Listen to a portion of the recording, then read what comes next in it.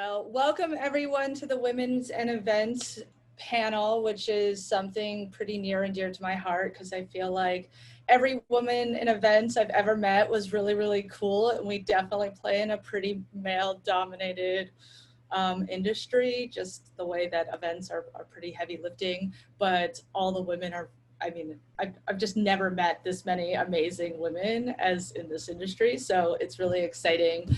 I know you have to leave and are bouncing around. So Eli, do you want to introduce yourself first? Sure, yeah. So I should be on here for at least so I'll be on here until probably about 10 till 7.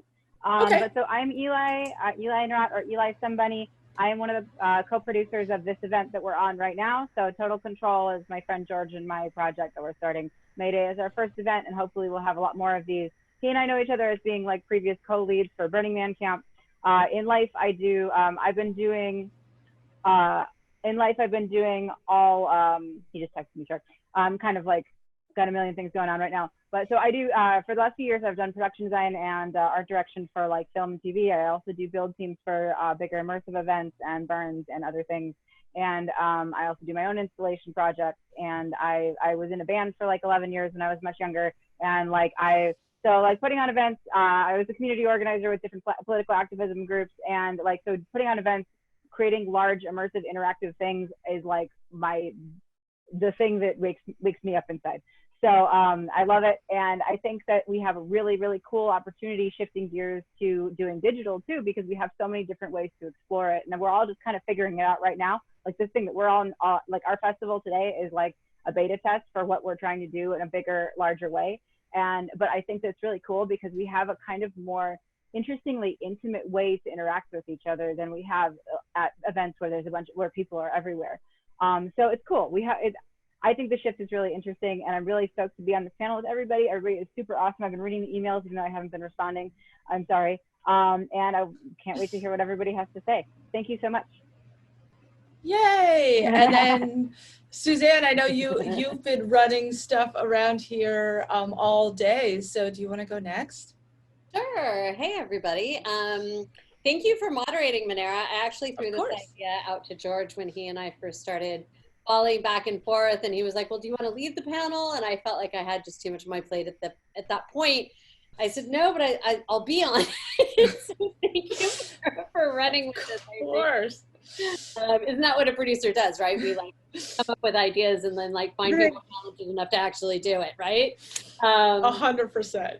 So maybe it was perfect. I'm Suzanne. I know a lot of you on the panel. Athena and I go way back. It's so nice to see your face, Athena. I run a company called Cirque Productions, and we started as a Burning Man camp in 2004. My ex and I, we always joke that we by accident started a circus. We didn't mean to. It just happened. And then the kind of progression of my company since then has been, it started as a Burning Man camp. Then we did theatrical productions in Big Tops, and then we did a show for Golden Voice at Club Nokia. And then my ex and I very amicably split up, and I kept Cirque going and steered it towards the special events industry. So while I do music festivals, I do work with the Hippo Project out at Coachella. I support Nova Hahn's project out at Electric Forest and help her produce a stage for the past 5 years out at Electric Forest in Michigan. The majority of my work with Cirque is I produce live entertainment for corporate events and some social, but mostly corporate events and experiential brand marketing is my world. So that's me, and I'm an ex-aerialist and an ex-dancer and fire eater and, all around circus freak. Awesome. And then Mel, do you want to introduce yourself?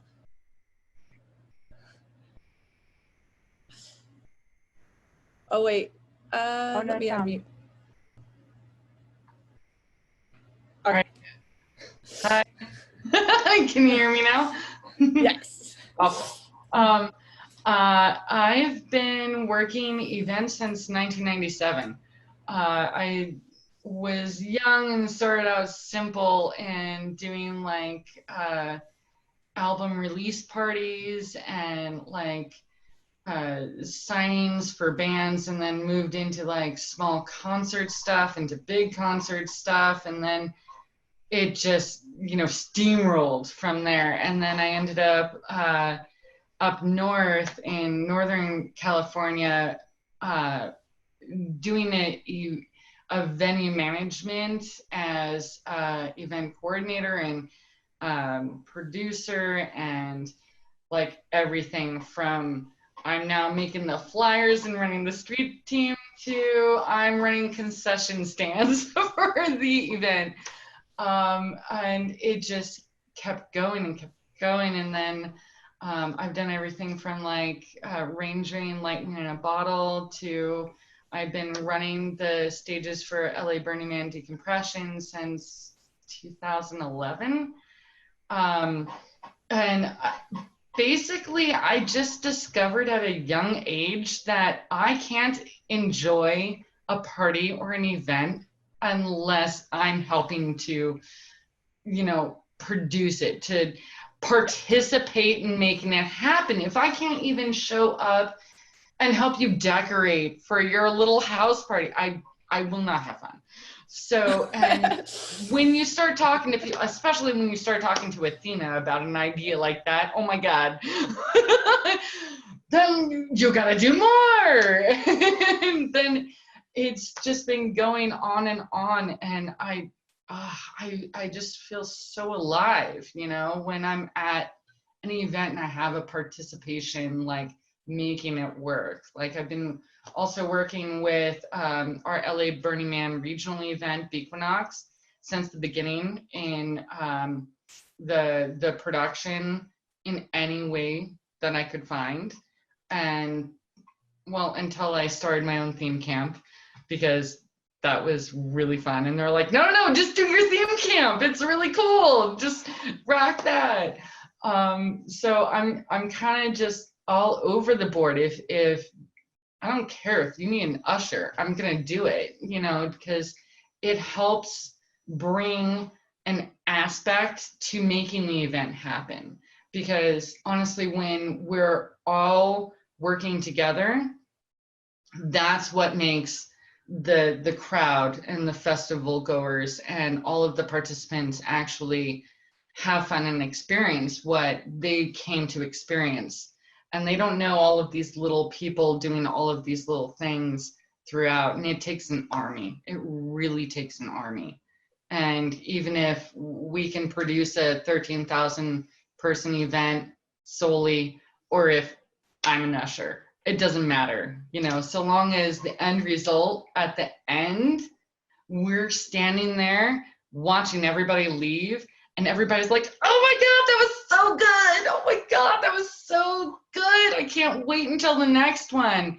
And they have no idea they're passing you that. And you're like, yes, that's what I need to hear. That's what the last 4 months of my life was about, you know? So yeah, it's crazy. Whatever I can do in events, I'll be there, and it's fantastic. And I'm like so excited about being on this panel with all of these powerhouses. Oh my God. And then speaking of powerhouses, Athena, would you like to introduce yourself? Oh. Hey, Athena, unmute yourself so we can hear you. Here we go. My name is Athena, and most of you know me from the Vice video from the last festival on Earth. Yes. I don't know how I ended up. It was random that I even ended up at that festival. And then when all the shit started to go sideways, I jumped in and went right up to the event producer and said, you don't know me. You've seen me at your festival. Let me give you a 3-second overview of who I am. And this is what I said to him. For 15 years, I was the ambassador for Burning Man in Los Angeles, and I produced festivals from LA DCOM to film festivals to newbie orientations to you name it. And I've handled festivals bigger than yours and smaller than yours, and what do you need? And I jumped in, and ultimately I was a community organizer. because that's what I am. Yes, I produce events, but I'm a community organizer. My purpose in life is to bring the community together in a nurturing platform so that they can play and collaborate and make cool things. So you can call it an event, or you can call it, you know, whatever, an after school program, which I also organized between the Burners and some of the schools in South Central Los Angeles. As long as I'm community organizing, I'm happy. And so that's what I did at the tribal gathering in Panama for the week of quarantine that I was there. There's 38 people, by the way, still there. Still. I left on the 21st of March. And there's 38 people still there. But I went into all the people, all the attendees, and production would tell me what they needed. And I would go and just individually walk up to people and say, do you have any medical background? We need some people to volunteer for medical. We need an LNT crew. We need people to help out in the kitchen to feed people. We needed people to work at the bar and the chai shop. And if people helped out, then they got meals compensated. I paid for my meals and I got my meals compensated. I started buying meals for other people. And that's what I do. And what am I currently working on? I'm producing one of the virtual Burning Mans. Yay! One of the Burn 2s? And it is fucking bitchin'. My mind is melting. I thought I would never go back to Burning Man. We have all of our production meetings in the virtual reality space with people all over the world. I am ecstatic. It has turned out amazing. And I can't wait for everyone to come play on that virtual playground. And it's going to give people year-round Burning Man. Aw, so cute. All right, I'm going to have to ask, are we going to be in a virtual world, like a Fortnite kind of platform? Or is it going to be more like this and Twitch and some of the other events we're seeing right now during COVID? Yes. All of it. Awesome. Perfect. Get us summing up. So it is in a VR space. It is best if you have a VR headset. I highly recommend getting one of the Oculuses, the Go, the Rift, or the Quest, whichever one you want price-wise. But if you have a PC, you can do it on a PC. I'm here in Mexico, in Zipolite, Mexico, and I am just doing it on my PC, waiting for my Oculus to arrive. By the end of July, it'll work on Mac platforms, so you'll be able to view it with a Mac or an iPhone. Right now, it's just Android and PC and VR headsets.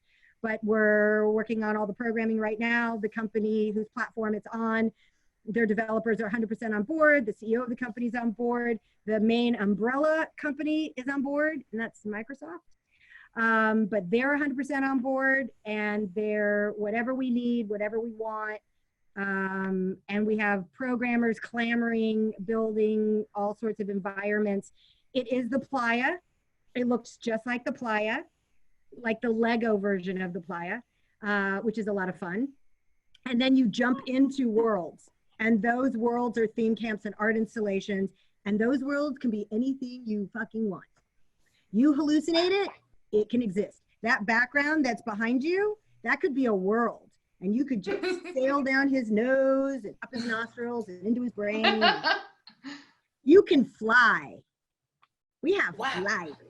Yeah, it is fucking cool. It is super cool. So one of the questions I had on my list, and this goes out to everybody, is what do you guys think the future of events is going to look like, both during COVID, we could take that first, and then after, right, when we're given the green light to start gathering again? And whoever wants to take it.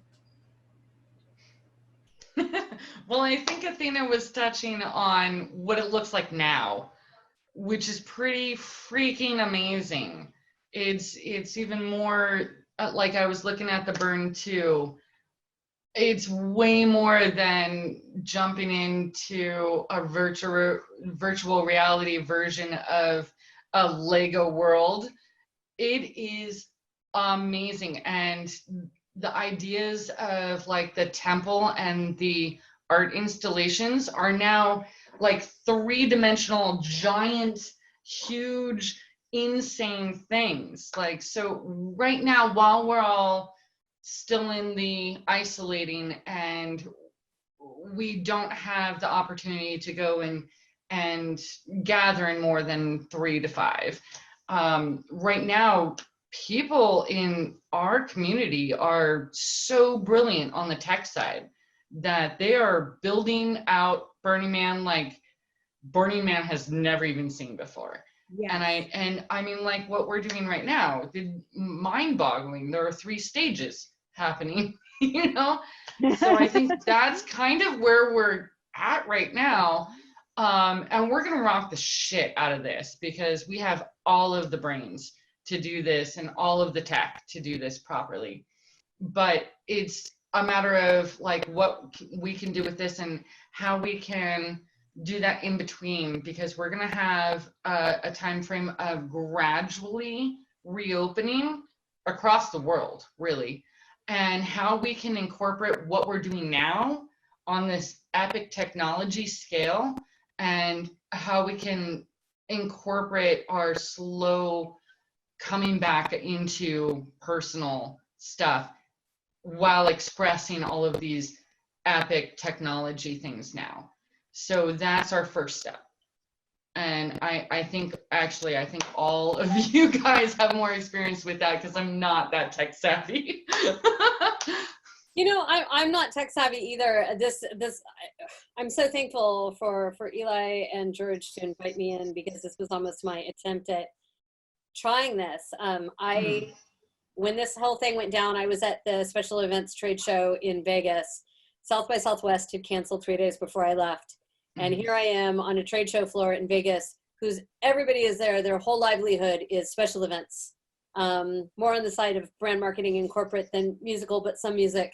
And yeah, it was crazy being out there. Is just like the phone calls kept rolling in and everybody just, you know, it was like this kind of like, it's almost like the how many stages of grief there are, like denial was definitely the first. Right.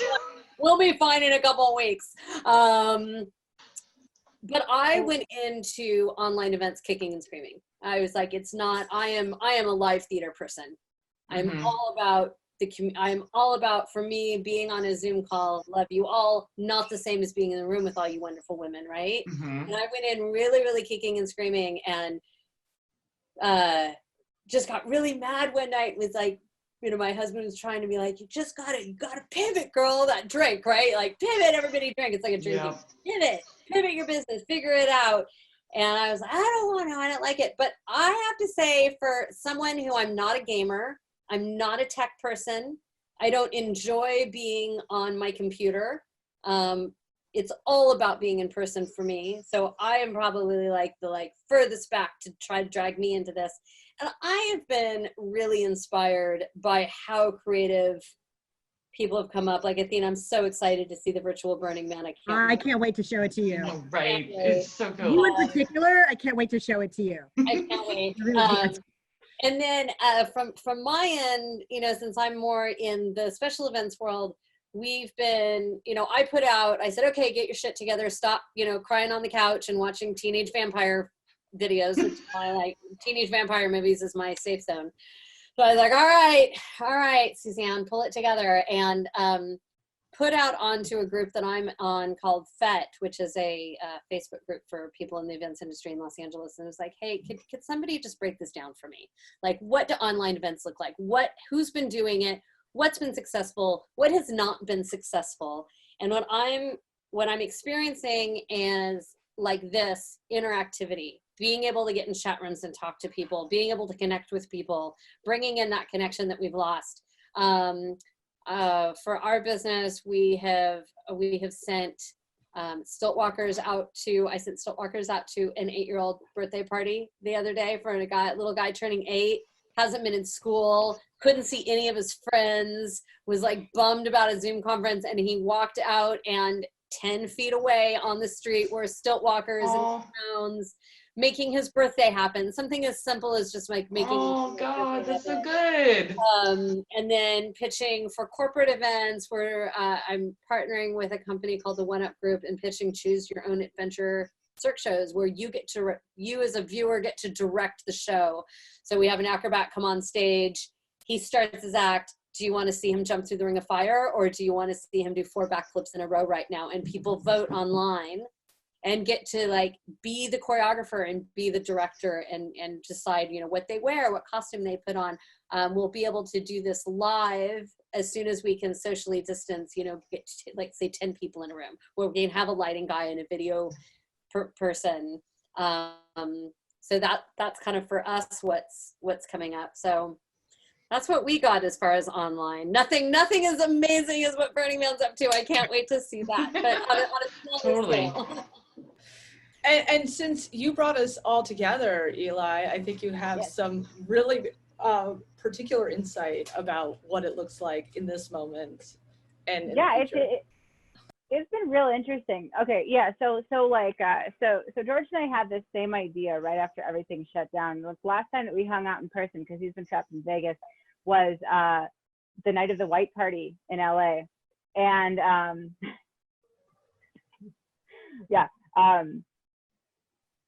So George Monera and I came up with this idea, and like we both basically we didn't my life went kind of crazy. His life went kind of crazy. He was in Vegas. I was in LA. I had to relocate. It's just a whole thing. And then we called each other, and we both were basically like, we have to make digital festivals. And it was immediate. And we both it was like we had the same thought at the same time. And I was just like, yeah, I keep getting all these ideas and these downloads of I have these. I'm not really sure how to do it. And he was just like, oh yeah, no, I'm working on a website. And I was like, all right, cool. And so we were like, all right, cool, we're in this together. And so from that point on, it's just been we separated into 3 different stages because we were trying to do 3 different ideas to it. So we have a DJ music platform. We have the circus platform. Thank you, Suzanne. Also, funny story. So Suzanne has one of my roommates is one of the performers that was in Suzanne's stage, Frankie Tan. So I know. So we have. Right. And so I did a workshop. I kicked off stage 3 today with my workshop, which was called Deconstructing Fear. And the idea behind that, so I'll get into that in a second, but it was funny because Frankie and I had a conversation earlier today where it was just well, we're both streaming at the same time, so what are we going to do? So, but it was, which is now a new thing that we have to think about. But so basically the idea behind doing this is so the 3 different stages. You have one that's dancey fun, the kind of entertainment part. You have the part that's more just this visual movement, and these things can change. Obviously, we can have more stages, we can have less.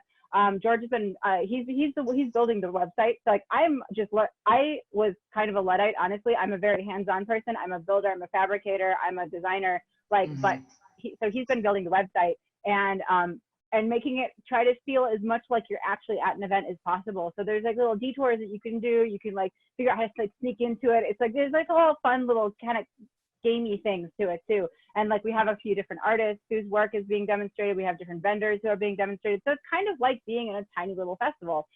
And so we have DJ stage, we have the circus stage, and then my stage 3, which is my stage, where I got acts from different I'm from Chicago originally, and I have I've been doing events and community organizing and things for years. I'm 33. I've been doing this stuff since I was probably 16 really.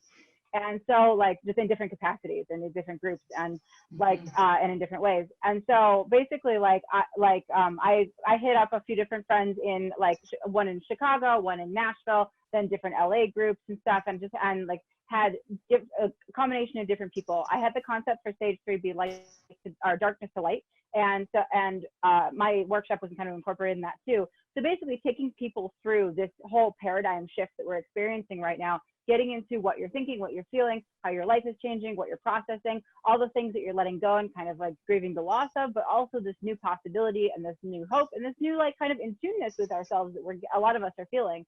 And then figuring out how to turn that into something beautiful. So that was the basic, like the general theme that everyone who was on stage 3 was given, was darkness into light, take people through the shit and into something beautiful. And so that was the idea. And that to me is at the heart of this whole thing, where it's like, we're taking a lot of these older ways of doing things, and we're having to kind of remetabolize all the information and the feelings that we have and turn them into something new and something exciting and something kind of frightening as well. Because for a lot of people, like, it was the bread and butter of their lives, not just in terms of money, but also in terms of like where their home and hearth, their like what they felt community was before. Community is shifting and it's changing. And a lot of us are losing friends and a lot of us are finding friends. And a lot of people's lives, mine included, have changed dramatically since the beginning of this. And it's just a couple of short months, and it's going to change a lot more. And so that was basically what we're trying to do with this platform. And thank you again, all of you, for being part of this. Is that so amazing, and this conversation is amazing, and just hearing what everybody is doing. I hope we get to do a million more of these things. I hope this is just the first one. And so that's the idea, is just creating a platform to allow this change to happen. So that was so I had my workshop today. I kicked off stage 3, and that was basically the thing. It was like having conversations where it's like, how is this changing? What are you feeling? Where were you when this happened? Like, you know, what are you feeling now? And then I had people go through words and do kind of a writing workshop where they wrote down different words they were feeling, take one word, elaborate on that word, okay, create something visual. And so basically, like, so then this is something that you can do by yourself. So yes, you're kind of like, it's like what I have found myself as an artist, and like I've been an artist my whole life, but like I tend towards doing kind of bigger productions, bigger events where it's like teamwork, collaborative. And I found that since I can't do that in the same way, I really had to look back internally and been like, what inspired me as an artist in the beginning? What kind of work do I want? What stories do I want to tell? What kind of like, what do I want to create and bring to the world? Why am I here? And that's kind of fundamentally, I think, what's, you know, like where I approach everything from these days is, why am I here? What am I doing this for? Not in a depressing way, but like in a, how can what I'm feeling now change and manifest and be molded and like be built into something new and exciting and beautiful. So that's kind of what we were trying to do here, is create something that felt as much like a festival as possible. And like even down to the color scheme, we had like a lot of conversations. Like basically the last 2 weeks is just me and George on the phone for like 4 or 5 hours every day. It's really fun. And so it's been like, even down to like the color scheme, where it was just like the difference, like the very difference in color makes a big difference. And like, maybe it's not exact, we're getting there, but like the idea was to make it feel like you're at a springtime festival. It wasn't like, oh, this is one idea, or this, you know, it was like, this is something where it can be family friendly. The majority of everything that's going on is family friendly. Like you could have this streaming and nothing's going to be too crazy. Like even like, you know, it's all something that can be kind of, you know, enjoyed by a lot of different people and enjoyed in a lot of different ways. And you can hop back and forth from different things, and you can get different experiences. And we're ending each night with DJs too. So we have, so after you do, whether you're learning something new or you're like, you know, like going through some sort of like therapeutic processes. We had some workshops yesterday too that were doing the same thing or similar things. And like after you do this kind of heavier stuff, you can like dance and have fun with your friends. It's cute. We're trying to like bring it into this beautiful, like cathartic experience. So I've been playing a lot in the digital space for a long time. And one of the concerns that came up when we first started producing events during COVID was the internet is well known for trolls, right? Like this is a huge problem. So I know in some of the events I've done, we've been digital rangers, and we've had digital rangers, and we've had harm reduction staff on clearly identified as part of our events. So I think that's like one roadblock when we're thinking about how do we do a digital Burning Man with this anonymity of internet, right? So how are you guys preparing for that intersection of our cultures and keeping people safe in these digital environments? Well, I want to address the previous question, because I actually see a future. We have what we're dealing with now, but because I'm building in this VR space, a lot of collaboration is happening in Zoom calls in the VR space. And I see this as a year-round collaboration tool that we are going to start using a lot more than we have been, because we can collaborate more by not meeting in the same place. It's a pain in the ass to go to track meetings, and oh Jesus Christ, I have another meeting. And there's oh my God, on the West Coast. I can't tell you how many meetings I've been on just being here in Mexico. I've been on a ton of meetings. I couldn't do that many meetings in LA. You can't drive to that many places in LA. No. So it's having this stop in society is actually creating more collaboration, because we're searching for other ways to connect. As we're able to spend more time together, one of the things it's going to look like is amazing designer masks. And Sue, I saw somebody make a mask with a built-in clown nose. Would that be my I saw that Jamie? one. Was it black white stripe with the clown nose? Yeah. That was my girl Jamie. That was brilliant. No. Here in Mexico.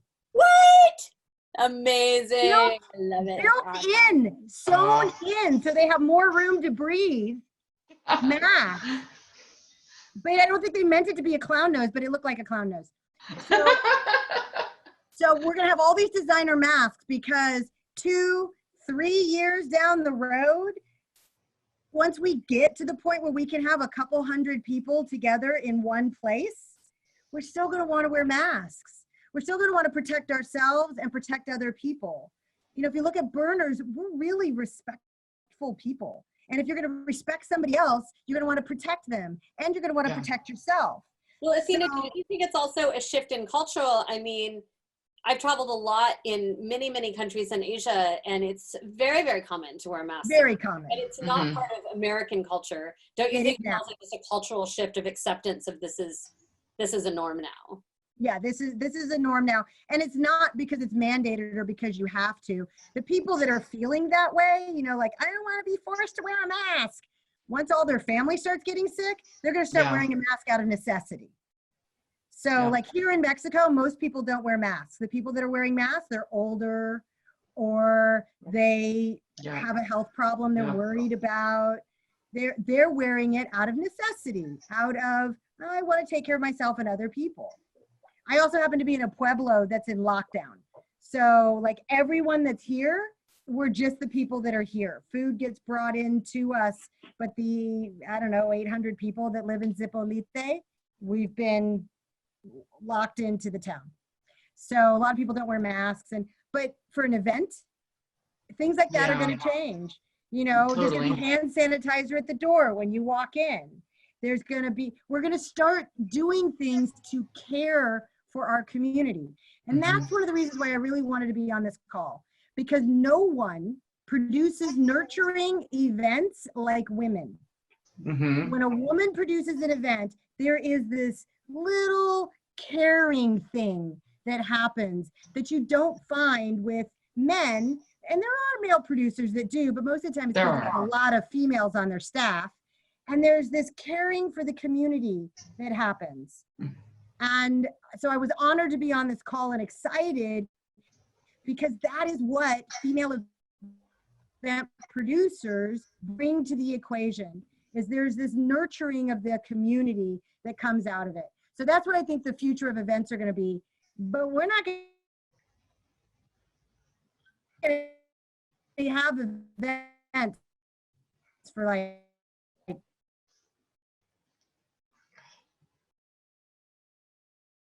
with thousands of people. I think so. Maybe, probably not. Awesome. Not. Well, I mean, I think that when we have a proven vaccine, And then to address your right there. Yeah. We're here.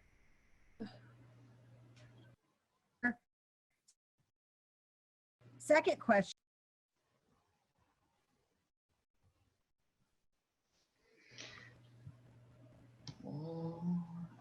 Anyway, we'll talk about events. What was the next question, Monera? I'm sorry, I got off track. Oh, I was asking what obstacles we think we could face or have to prepare for as we move onto an online format. Because it's something I worry about as a community caretaker. Like, what happens when people bomb our chat room with racist language? What do we do? What are the protocols around that, right? Stuff like that. So a lot of platforms have things in place. Zoom not only just changed their entire privacy and actually just updated their entire program with whole new security features, but their terms of use has an entire section about hate language, about nudity. Technically, the sex chat rooms legally can't happen according to their terms of use, but I don't know how they're going to monitor that because they're technically not monitoring all these rooms. Yeah. And the platform that Virtual Burning Man is on also has very defined terms of use that if somebody violates it, they're kicked off the platform. They're just not allowed in the community. And if you think about tribes, because I just spent 3 weeks at Tribal Gathering with Indigenous people, and being a social outcast means you don't survive in the Indigenous world. So everyone has to play together well in the sandbox and respect each other. And if there's a member of the tribe that is not respectful, they're asked to leave and you're on your own. So the same thing will happen in these virtual worlds, where if you can't be respectful for the people in the virtual world, we just cut you off. Yeah. You can't play anymore. You have no connection. Right. Yeah. So we actually have more control in the virtual space than we do in the non-virtual space. Right. This is actually a lot more control than what we have at on Playa, because a lot of the rangers will be called out for situations exactly like what you explained. But on the virtual world, we have the rangers that are monitoring all of this and just immediately nope. But on Playa with 70,000 people, you only have so many rangers that can monitor a situation. And so we're a lot more safe now. But the thing that I'm thinking about is, okay, honest to God, we have a lot of older burners. And I'm sorry to say, but I feel old as fuck right now because I'm trying to do the Zoom thing and I had to have friends tell me how to do this. I'm I spent 2 hours looking at Zoom tutorials, oh God, I don't want to do it wrong. How do I don't want to be grandma, unmute, everybody's joking about.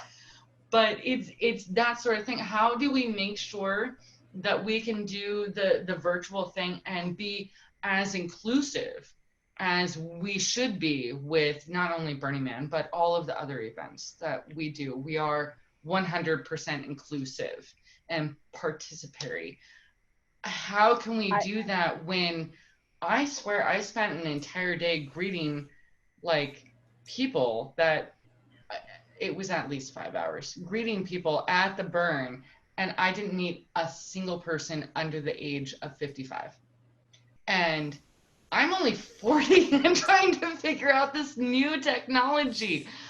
I feel like we have this great avenue, and I want to be able to make sure that moving forward in being our 10 principles of Burning Man and all inclusive, how can we make sure that we can connect with people that aren't this techno savvy? You know what? I don't even know if that's the question. I don't think it's an age thing. I think it's a privilege thing. And that's it is about inclusivity. In the special events world, I work with many, many people in their 50s, 60s, early 70s, and they're completely savvy about this because they are white-collar professionals. My question is, how do we get inclusivity with people who... as a whole. Right? I would think it's more of a financial inclusivity and a socio-class economics inclusivity. And it seems like Eli... I do. I also have to leave relatively soon, so I just wanted to jump in real quick. So we actually had this issue too with our site because it was a little bit confusing how people were able to like the donation thing, this and that. And so I've been thinking about that too, because okay, it's a privilege thing, it's an age thing, it's a lot of different things. It's like, it's a lot. I think that like, and we can address them all individually, but I think a kind of overarching way that we can address all of it is just clear communication. And I think that having clear directions that anyone can understand. And so really simplifying it, not using technical jargon, not using things that like where you're like talking to people on this level, where you're like literally bringing it down and being like, click this. Now this will open to this. When this opens to this, type in this. Type in this. All right, cool. That's your code. Save that. Now go to this. And like having how-to videos. I'm all for doing things that are kind of informational and instructional. So having like how-to videos, having workshops, having things that people can tune into easily on Facebook and on Instagram, and using platforms that are easy so that they can access that information and then take that information and go with it to these immersive things. So Eli, are you telling us it all comes down to clear communication like everything does? Which again, I would say For the VR space, for the VR space that we're doing, I'm pretending like I don't know anything, and the developer guys, I'm like, I don't know how to do that. You have to tell me how to do that. And so they'll explain, well, first you got to do this. And I'm literally writing down all the directions, and then we're creating how-to videos. So you can watch a video and learn how to set up your avatar. And you can watch a video and you can learn how to pick things up and throw things. You can watch a video and learn how to fly. And then the other thing we're going to have are ambassadors in the space to welcome people in. And then if they have questions like, how do I fly? Everyone's flying. Oh, let me show you, and kind of hold their hand and show them how to do it. I love it. So you have That's so cool. I volunteer already. We will have Black Rock Rangers. We will have Rangers walking the playa. We will have lamp lighters. We will have temple crew, temple guardians. We haven't quite figured out what we're going to do about medical, because nobody kind of needs medical because you're at home. But we might need. We care about the medical though. Mental and emotional too. Like medical, maybe not physical, but yeah. Well, Zendo did Bicycle Day with maps. So and I saw Raspa and some of the other Burning Man org guys jumping around. So I think that model would work, and that's where people would probably need that harm reduction is more of a sanctuary. So we're trying to make it work for the lowest common technical denominator. Right. Yeah. And then since we have 10 minutes left, and everyone talked about their community organizing experience as part of their festival and caretaking, what do you imagine are, as caretakers, that our community is going to need in this upcoming world of events that we're going to be in? So have you guys thought about caretaking? 'Cause I think a lot about, like, how do we acclimate people back to wanting to talk to each other in person, right? You know. Yeah, like where are we transitioning to the next, like when we can actually get back to oh my goodness, we're at a 8 to 15,000 person event. How can we comfort people? Yeah, and make them feel safe and thrive and totally.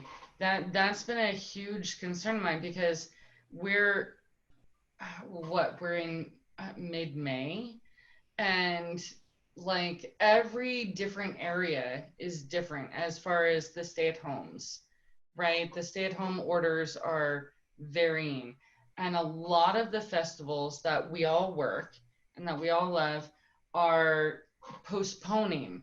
They're like, we're not going to say we're canceling, but we're going to postpone. Like even freaking Coachella is say postponed until October. So, and part of my role is working the stages for DCOM, which is usually the first weekend in October. And now, like at the end of March, beginning of April, I'm looking at, oh my goodness, every event from March through July just said, October is our month. And I'm like, what?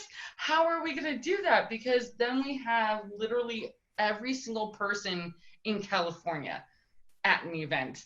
And I'm like, okay, look, so that's something that's been really weighing on my brain. Like, how do we actually do it? Because all of us, like, I'm so flattered to be in this talk with all of you because holy crap, powerhouse.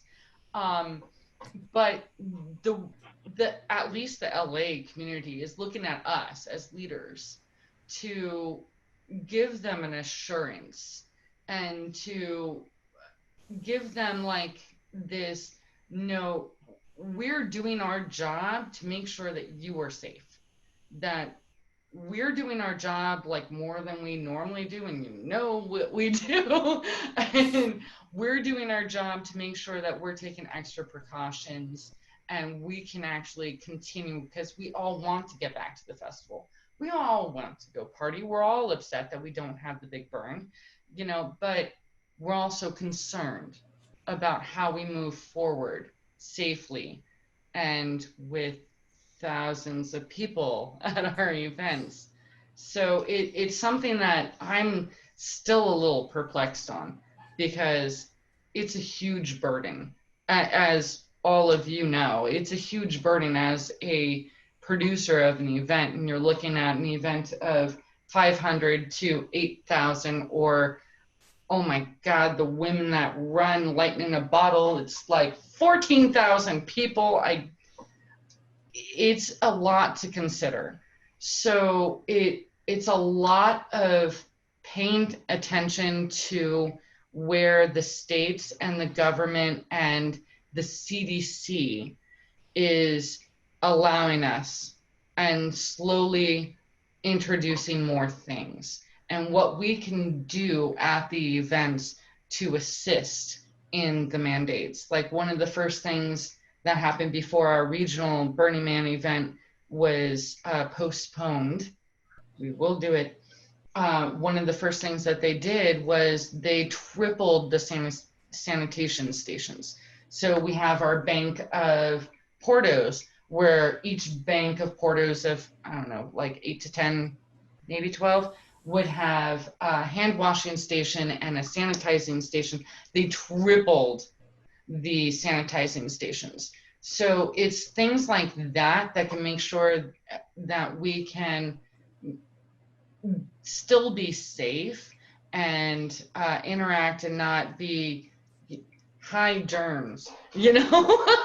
So we're all like thinking about that, but it's still a matter of working with the government's systems of all of these powers that are presently all conflicting each other, especially in California.